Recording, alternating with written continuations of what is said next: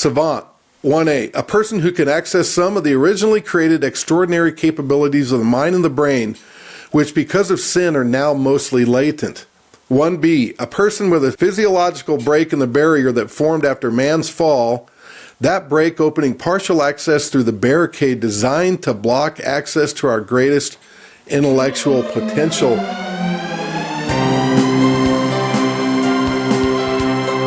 Greetings to the brightest audience in the country. This is Real Science Radio. I'm Fred Williams. And I'm Ryan Williams, Grayson speaker and software engineer. So Ryan, we're doing a news break show. Normally you're in for the Creation magazine, but I wanted to talk about this sports phenom that's out there right now that's kind of a once-in-a-generation type of athlete. And this particular person reminded me of a show we did 3 years ago with Bob Inyart. In fact, I think it was my favorite show that year, and it was on Savants and science. And we've got that happening right now with a player in women's college basketball. Yeah, I was really excited when you asked me to do this show because it's kind of cool to have an opportunity to talk about sports on a science show and then bring them all together. But what we're seeing right now is really something we haven't seen in college sports, especially in at least a decade or even longer. And it's Caitlin Clark, the point guard for University of Iowa women's basketball, and she's doing things that haven't been done sometimes ever. She just surpassed the record for most points scored in D1 basketball, and that's both women's and men's. So she surpassed the record that's been held for 54 years. So it's not like a record that keeps getting broken over and over again as time goes on. No, this is a record that stood for 54 years. The person who had before was Pete Maravich from LSU. He scored 3,667 points in his career. He went on to be really good NBA player. They called him Pistol Pete for his whole career. And he was a savant himself. But now we're seeing yet another savant in sports doing some pretty incredible things. Yeah, and it's fun talking about the connection here between this phenom, this savant, and science, and we're going to get more into that. And Ryan, I only became aware of her because of my online website. We've got this website where you can create pick'em leagues and things like that in March Madness. And, maybe a shameless plug for my website. We rank like in the top 5 now for most of the keywords when people search for March Madness bracket pools. And we're up to like 200,000 accounts. And I know you've been part of the website for years. So people were emailing me, are you going to have a woman's bracket? We've never even considered it. And I'm like, why is there this recent interest in women's college basketball? And then I come to find out there's this Caitlin Clark that's just unbelievable. And now she's the all-time leading scorer across both men and women's college sports. So again, it reminded me of the old Savant show that Bob and I did a while back. And I wanted to have you in the studio because I know you're a sports expert and you're the perfect person to have come in and talk about this. But Ryan, before we get into Caitlin Clark, are you ready for the interesting fact of the week? Let's do it. Okay, let's do it. Here is the interesting fact of the week. So Ryan, which human body organ is the only one that can regenerate itself completely? I actually know this one, I think. Oh, really? I'm trying to remember. Okay. It's one of like the, tummy ones, they'd say, scientific term. Okay. Is it the liver? The liver. When I get my hand ready for the buzzer. Oh, wow, Ryan. Good job. You got it right. A savant, one might say. I don't think I'm Good job. Yeah, actually, I wasn't aware of that, and I wanted that as an interesting fact because we're going to talk about regeneration a little bit later in the show, and it actually plays into the part of the concept that we're going to talk about, with Caitlin Clark. So, Ryan, she's now the top NIL earner in sports. Now, can you tell us what that is? Yes, that's a really new thing. NIL stands for name, image, and likeness. So basically, it gives college athletes the ability to profit off of their name and their fame, basically. So before this was a thing, they couldn't, market products, so they couldn't be endorsed by various things. But now they can, so they can make money off of being sponsored for products or, anything like that. So she, at one point, surpassed actually a guy out of Colorado, University of Colorado, the quarterback Shedeur Sanders, who is the head coach Deion Sanders' son, primetime.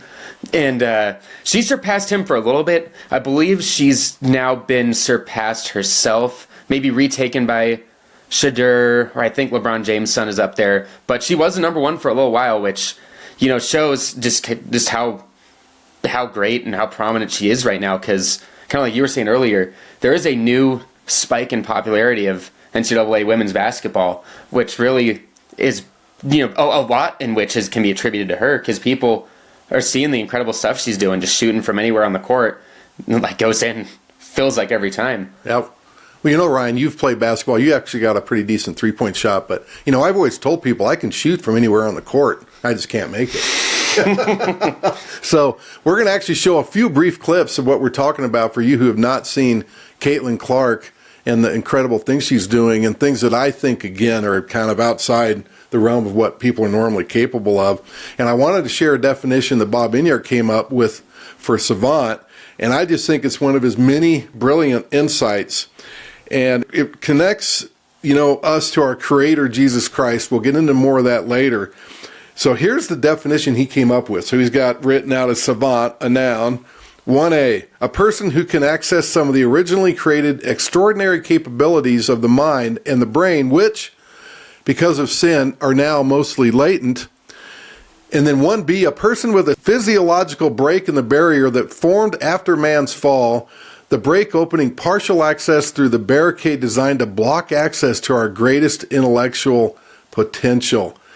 So keep those in mind as we look at, Caitlin Clark, and I want to revisit this again a little bit later in the show. So Ryan, we're going to show a clip here, and see what you think.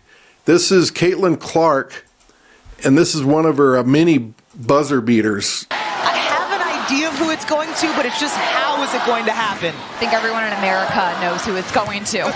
Anticipation here. Davis, the time last shot of the down. game. 73-73. They're going to get the ball up in time. Clark for the win. Pretty incredible. That's now, that was like a 35 or 40 foot shot. Oh, this yeah. isn't just some, standard 3-point shot. And, Ryan, we'll take a look at another clip that, when she actually set the record. But, I saw her in an interview and she said it's from a lot of practice. But to me, those shots that she's making at that distance, that's more than just a lot of practice. I got to thinking, guys like Larry Bird, who was incredible, Nikola Jokic, who's a Denver Nugget right now and one of our favorite players. I'm not sure if I put them as savant. They're just really, really good. They're gifted athletically in some cases and mentally. They're both really smart in basketball. But can they do what Stephan Curry and Caitlin Clark can do with this long-range shot? And it just makes me think of, like, trigonometry. Like, somehow she's got in her mind where this ball needs to go to make it in the hoop. And how much power to put on it at the right distance and not overshoot. And just to see it and then just to make it happen. It's really remarkable. So here's her setting the record, the NCAA record. Here comes Clark. How will she go for history? There it is! The all-time leading scorer. They call those logo shots. Yeah. That sound of the ball hitting the bottom of the brim or back. It says that's a great sound. The swish sound of getting through the bottom of the net. Yep. So that is a shot like that from that distance, because there's like a certain, in sports, there's athleticism and skill. And both of those, are a lot of times athleticism is just, naturally, like just, you're gifted by being a good athlete or not. But then you can have a lot of practice to hone the natural skills and the natural athleticism you have. But there kind of is something different about just being able to hit shots like that. Because it doesn't really have to do with athleticism. Like you could be, the, dinkiest, 5'4" person, and as long as your shot doesn't get blocked, you could still, hit it from there and not be that athletic or even skilled per se. There's something that's different versus athleticism and skill of being able to consistently hit shots like that. Yeah. And for our radio listening audience, she's making these shots from like 40 feet, like in between half court and the 3-point line. Yeah, if you ever watched an NBA game or a college basketball game, it's like shooting from, like you said, halfway between those 2 points, at least 5 feet beyond the 3-point arc. Yeah, and they call them logo shots because she's on the Iowa logo or close to it, or, you know, parallel to it, when she makes these incredible shots. So I want to show one last clip. And this is her friends kidding around with her after she set the record. They put a little decal on the floor where she actually made the record-breaking shot. So the next game, her teammates are trying to shoot from that same spot, you know, and seeing how they do. And it's kind of interesting watching them just kind of, you know, taking their turns, bricking left and right. Yeah.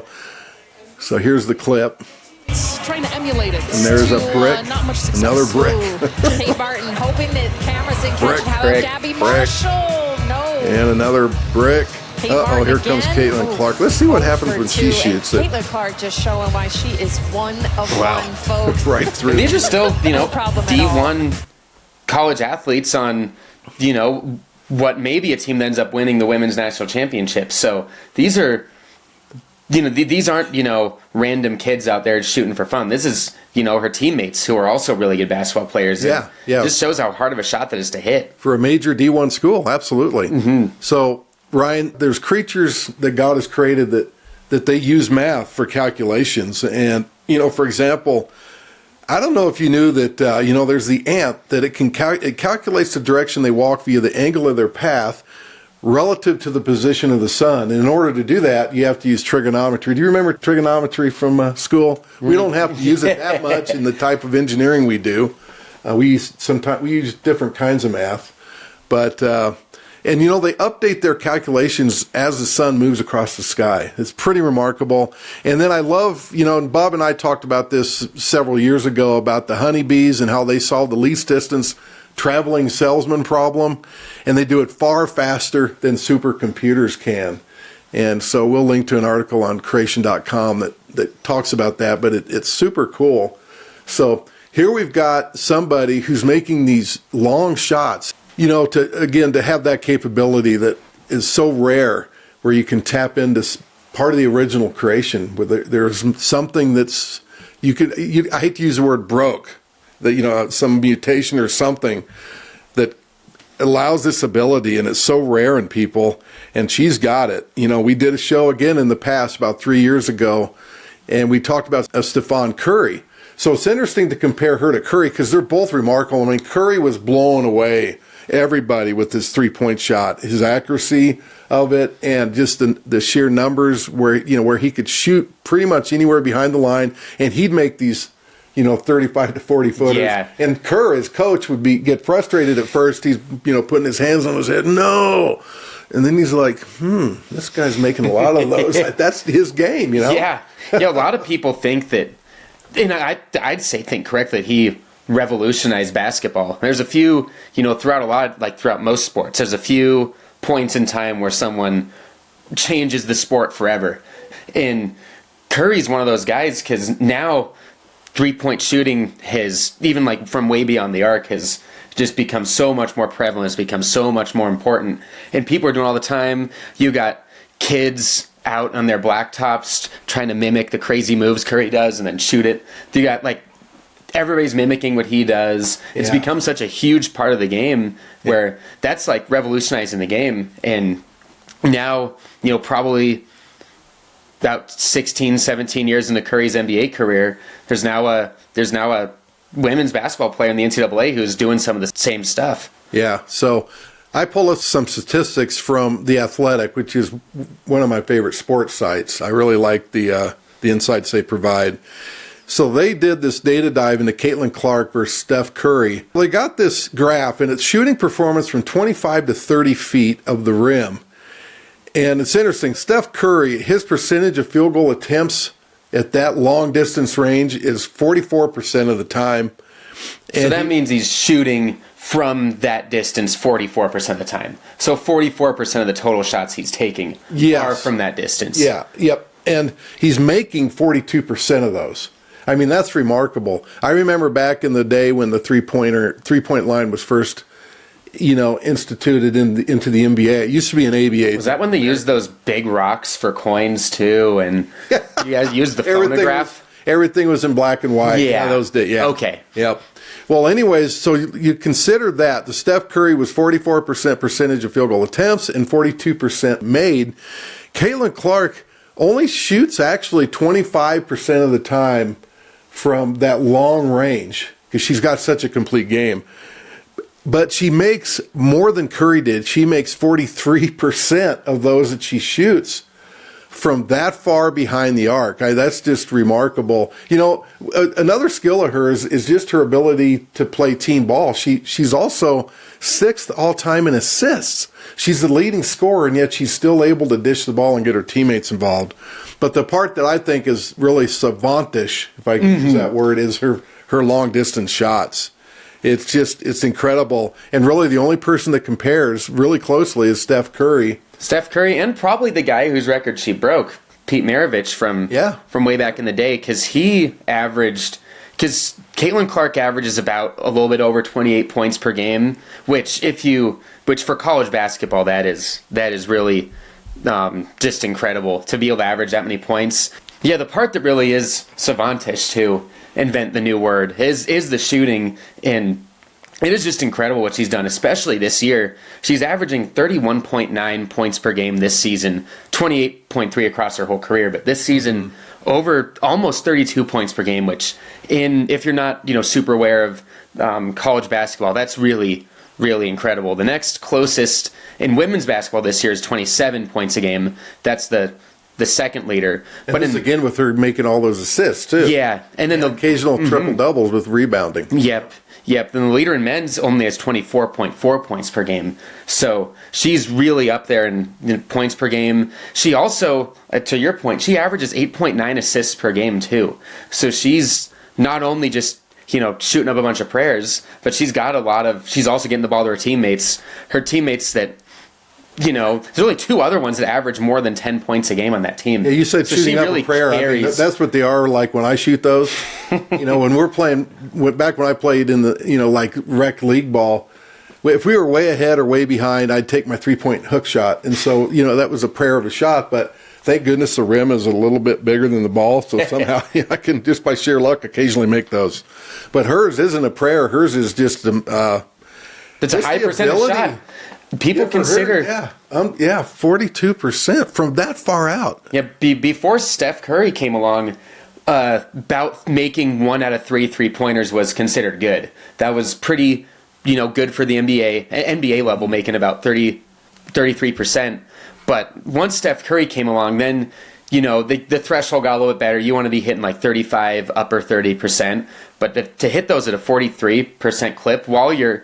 if you remember in those clips we watched, you're being guarded closely. You're not able to sit there and think about it and get a nice wide open shot off. You're guarded. You got to get off quick, and to be able to hit those at that high of a percentage is pretty darn impressive. Yeah, yep. There was a lady named Lynette Woodard. I'll just do a shout out to her from the early '80s for Kansas, but that was kind of before she wasn't part of the NCAA.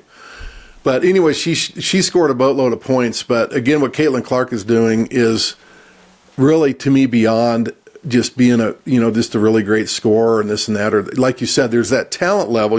Everybody's got a certain talent, certain things, and there's a spectrum where you're really bad up to your average to where you're really good. She's tapping into a capability I think is outside the normal spectrum of someone's abilities. Yeah, because like you described, some of the best players in NBA history, even like Michael Jordan or LeBron James or any of these, you mentioned Larry Bird earlier, Jokic. They're all great, phenomenal athletes, really skilled. But there is something different about just being able to shoot from that far away and have it go in at that rate. Because a lot of these guys are really good 3-point shooters. That's a big part of all their games. But they're not just doing these kind of things from that range. It's so prolific at it. Yeah. When Bob and I did that show on Steph Curry, and we also got into other savants, and we'll mention a few of those here in a second. But a week after we did that show, a sports announcer on ESPN mentioned Steph Curry as a savant. It's like maybe they were watching Real Science Radio. Maybe people will realize that Caitlin Clark is a savant, and they can cite us for bringing that to people's attention. It's probably already been mentioned for her. It's fun to watch. I was really I was surprised. Again, I just was getting these emails on my website. You need to have women's basketball, so I went and checked it out. I'm like, wow, she's incredible. So you mentioned Pistol Pete. So he was a savant too. He averaged how many points when he played? He averaged 44 points a game in college. 44. Yeah. Which that's incredible. But that's there's a crazy. but. There's a but in there that's actually it would have been better.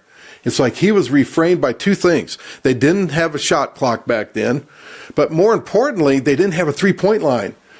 So, Bill Walton said this about Pete Maravich, and I just wanted to repeat this because it's super interesting. He said the amazing thing about Pete is 44 points per game in his career for 3 straight years in an era with no three-point line. Dale Brown, who coached LSU after Pete was there, went back and charted all the games with the running score. Maravich free throw, Maravich 22-foot jumper, Maravich layup, all these different things. And he calculated that with the current college three-point line, Maravich would have averaged 13 3-point makes per game, which would have given him a career average of 57 points per game. If they would have had a three-point line back then, Maravich would have averaged 57 points a game. That guy was unbelievable. That's crazy. And that was 54 years ago, so these savants don't come around very often. So it truly is amazing. Back to the show that Bob and I did 3 years ago, I wanted to repeat for everybody this thing on this savant, the definition Bob came up with. Again, this kind of helps explain how this ties into creation and the creator and science. Savant, 1A, a person who can access some of the originally created extraordinary capabilities of the mind and the brain, which because of sin are now mostly latent. 1B, a person with a physiological break in the barrier that formed after man's fall, that break opening partial access through the barricade designed to block access to our greatest intellectual potential. And Ryan, one of the things Bob and I talked about is because of the fall, this happened. But there's other reasons. I mean, God in his infinite wisdom, imagine if everybody, all people, had this ability to tap into the maximum potential and just how wicked and evil people are. We just got done watching a couple nights ago, The Ark in the Darkness. And that movie was really well done. We highly encourage you to get it. It was already been in theaters, but it's going to be out, I think, on some of the streaming services.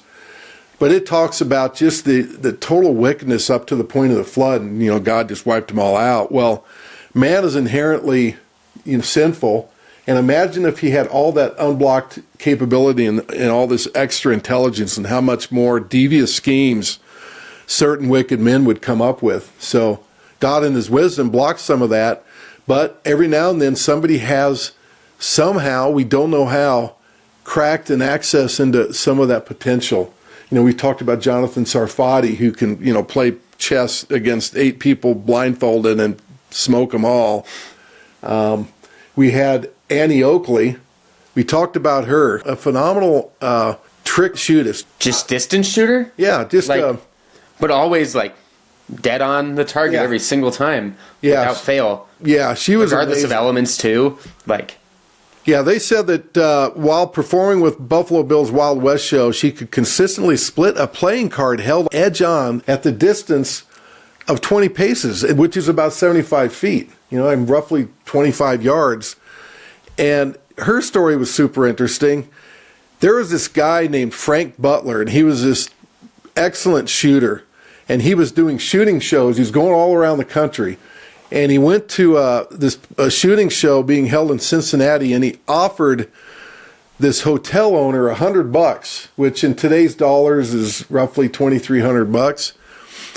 He offered him if he knew anybody that could outshoot him, he'd give him $2,300. And boy, did he pick the wrong town to make that claim, because this hotel owner knew of somebody named Annie Oakley. That's actually not her real name. That became her name later. So in this competition, Butler lost after he missed his 25th shot. She was like, I wasn't going to miss. When are you going to miss? They were doing, I guess, skeet shooting or something. And she did not miss. But that's a savant. That's a capability that's beyond normal. Other examples we had on that show, Ryan, we had this guy who could, he's like this old hick in the country, but he could slingshot and just rip apart anything he wanted to, a corn stalk at a certain distance and just kind of boom, and it's just obliterated. There's a guy who, he flies in a plane, he looks at a city, and then he lands, and he can go and draw that and everything he saw with detail. It's, there's so many examples. 60 Minutes did a show on it, but you just don't see these stories that much anymore. Another type of savant that I saw recently, I never really thought about it as a savant until now, but there's these, so every once in a while there's these videos like on Instagram or whatever, and there's this guy he'll get a picture of like from like Google Maps of like a street, like the street view, or wherever it is. Sometimes it's like a street with a field by it, and he's okay, I'm gonna guess where this is. Then he goes on the world map, picks some random place in like Australia, and he clicks and he's okay, well, I think it's on this point on this street instead of this point. He clicks it and he's like 100 yards away. Then he'll do it again and he'll find one in like the United States or Russia. And assuming he's not cheating, which maybe he could be, but based on the comments in the video and the way he makes them, it doesn't seem like he's cheating. That's kind of incredible. That's a savant-y thing too. That definitely, in my mind. He's like, see that tree? That fern only grows in this location of the world. Oh, and there's this weed. Oh, that weed can only be here. And then if you cross-reference those two, he's doing it all like in real time. He's not looking this stuff up. Yeah. It's kind of crazy. Just things like that are just abnormal. Like that. Yeah. A mind operating at normal capacity can't do that type of thing. But when in the original creation, we all would have had we would have had access to this part of intelligence or information. Mm-hmm. I'd say this part of our brain, but our brain is really just a conduit.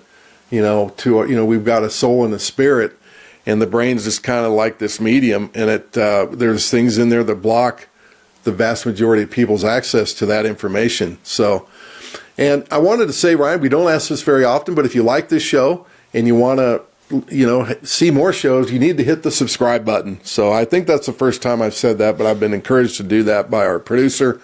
So hit the subscribe button. So we have a few more things I wanted to talk about, Ryan, and we mentioned it earlier in the show, and it's this thing on regeneration. And again, you think that the fall of man, God would have turned off regeneration in certain areas. I mean, some regeneration still works really well. For example, you get cut, you have a scar that forms over time. Stem cells just race in action, and there, in so many other ways we don't like certain creatures do, like the lizard. There's other creatures that can regrow things fairly rapidly. We don't have that regeneration capability.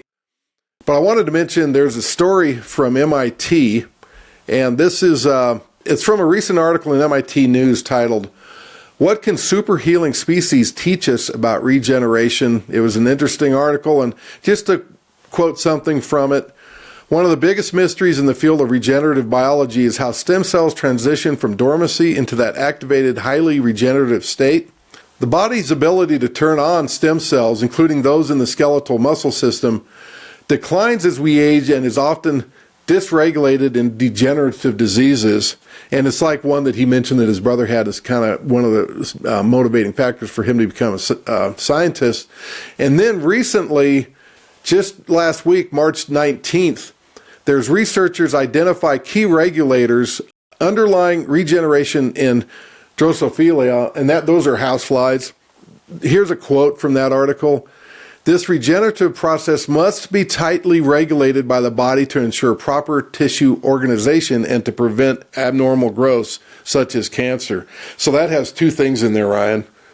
It has design, it must be tightly regulated, and it has the fall in there, because if it's not, then you can have abnormal growths like cancer. Before the fall, we wouldn't have had that issue. Mm-hmm.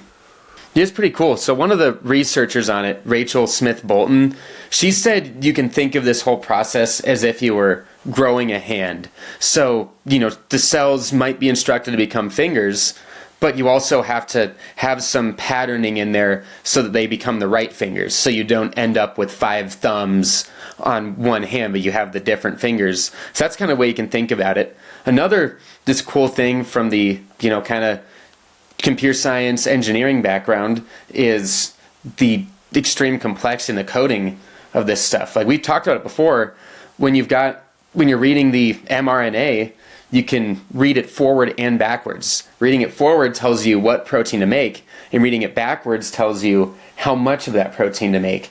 I mean, that's something that writing code, that'd be like crazy. There's no shot. Yeah, to write code that does one thing one direction, and then you read the address bus the opposite direction, and it does something functional.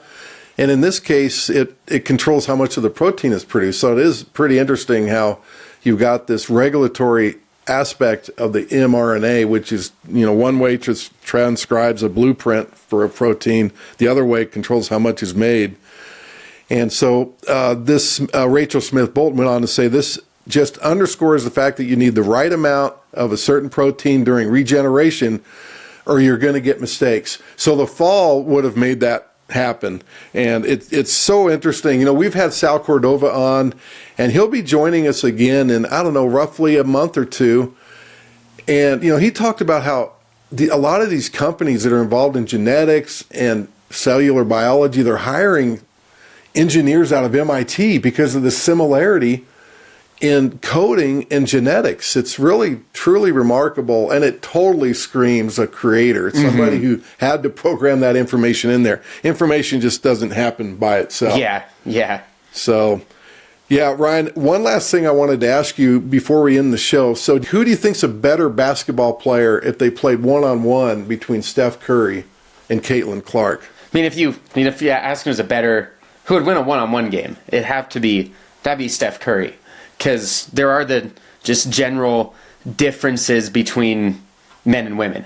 That's why there's, at least in theory, a distinction between men's and women's sports. Because now Caitlin Clark she's great, she's phenomenal, and her greatness can be displayed against her peers in women's basketball, so she can really display her greatness. Where some people who think that she could play in the NBA, and I've heard that for a lot of female athletes. But maybe she's the one who actually could, just with the range of her shot, but just with everything else that goes into basketball. You have to be physical, no matter what position you play. Yeah. Point guard, you got to be physical. You need the speed. You need the strength. There's so much that goes into the game. And in a one-on-one match, Curry would win because of the differences. But that doesn't, it's not to take away from what she's doing, because when you look at what they're doing relative to their peers, they both just display extreme greatness relative to their peers in their competition, which is why it's great that we have the different, men's and women's leagues, like was designed so that players can display their greatness against their peers. Yeah, great point. I think she might definitely hold her own in a game of horse, but when you're actually competing with each other in the physical and speed aspect, then she wouldn't be able to hold up because of the way God created men and women differently. We are created stronger physically. They were created stronger internally and emotionally. I mean, we know that from science, too. There's, articles and scientific studies on, which is the weaker sex. It's actually us. I mean, women tend to live longer than we do. They're definitely more emotionally well-built. So the problem is, Ryan, of course, you've got, with the way society is just going downhill, men are getting mutilated and drugged and then being allowed to play women's sports, and it's ruining the sport. So I'm hoping, the recognition that she's bringing to women's basketball will help stem the tide of that, because it's totally wrong. And as Christians, we can't be afraid to speak up, speak the truth on those things. I mean, it's another watershed issue that's hit us. We had the watershed issue not long ago on gay marriage. And, the Supreme Court admitted that throughout history, human history, marriage always meant between a man and a woman. The Bible makes that crystal clear. But the Supreme Court says, well, we're going to redefine that, and now it can be between anybody. Well, guess what? You don't get the right to do that. The definition of a marriage is between a man and a woman. And, now we've got this transgender stuff and this LBGXYZ, And, with these attempts what's really going to ruin women's sports, you've got these people setting records as guys playing a women's sport. It's totally not right. So Caitlin Clark's kind of refreshing in that regard. And, Ryan, a lot of these savants that we mentioned Pete Maravich. He died playing basketball with James Dobson, focused on the family. So he became a Christian later in his life. Pete Maravich did. Caitlin Clark is a Catholic and sounds like she's a believer. Annie Oakley for sure was. She read the Bible regularly and was really emphasized her femininity. And now don't mistake that with feminist, but her femininity. She was a woman and she wasn't going to dress like a guy.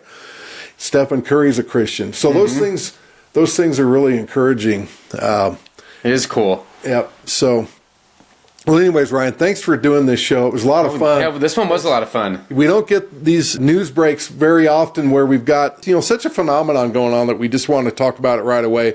Dr. Carl Werner, we were going to do part 2 of his show on the 150 frauds of human evolution, which is super interesting. We've already done part 1 of that show, and we will do part 2 next week, Lord willing. So, Dr. Werner, I'm sorry if another news break happens in some other critical story we want to talk about, but we've actually had to push out Carl's show twice because we did the show on the flood by interviewing Dr. Dan Biddle on the Ark in the Darkness that you recently saw with us, and you thought that was a really good. It was movie. really good, really impressively well made, great information. Definitely would recommend. Yep, exactly, and so. Again, and we'll have Sal Cordova coming up. We've got Kevin Lee coming up in several weeks on the hydroplate theory. He's got some new information on that. So we're just pushing forward on Real Science Radio. And again, please hit that subscribe button if you like what you see. We've got all kinds of different content we like to bring to you. So anyways, Ryan, thanks again for coming into the studio. It was a lot of fun. Thanks for having me. This was a lot of fun. So, all right. So for Ryan Williams, I'm Fred Williams of Real Science Radio. May God bless you.